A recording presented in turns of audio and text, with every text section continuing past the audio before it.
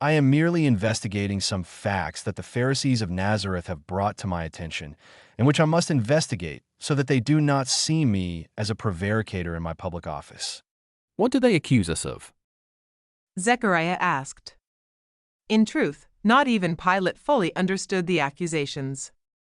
The Pharisees themselves had not specified them.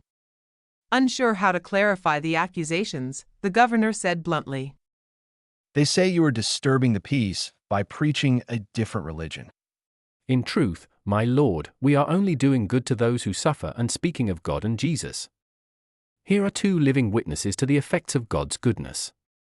This is Cleopas, thrown by the Pharisees and priests into a wretched hut on the Three Stones Road, without any help, so that he would not be sent to the valley of the unclean, because he was a victim of the plague.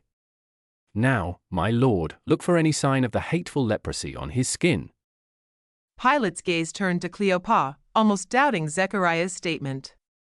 Therefore, the aforementioned former leper lifted the cloths with which he was covering himself to show him the scars of the wounds healed on his body less than 48 hours earlier. The sight of such a scene impressed Pilate. Seizing the opportunity to enlighten the governor, and enveloped in an atmosphere of immense spiritual energy that poured over the four and over the one who exercised authority in the region, directly influenced by Jesus, who was present among them in spirit, Zechariah introduced his other friend. And this here, my lord, is Saul, the keeper of the inn in Nazareth, which was destroyed by a mysterious fire last night and which, by its nature, was not of natural origin.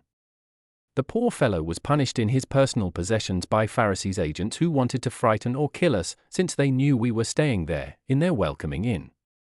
You may be wondering how we can be sure it was arson. This was revealed to us by another Pharisee who was touched by the words of hope he heard that day, hours before the destructive event occurred. Thus, as we prepared to return to the inn that night, we were alerted by an unknown Pharisee who waited for us until the end of our chores to inform us of this plan and took us to his house to sleep there until the next day. That is what we did, and thanks to him, we are not dead, consumed by the flames.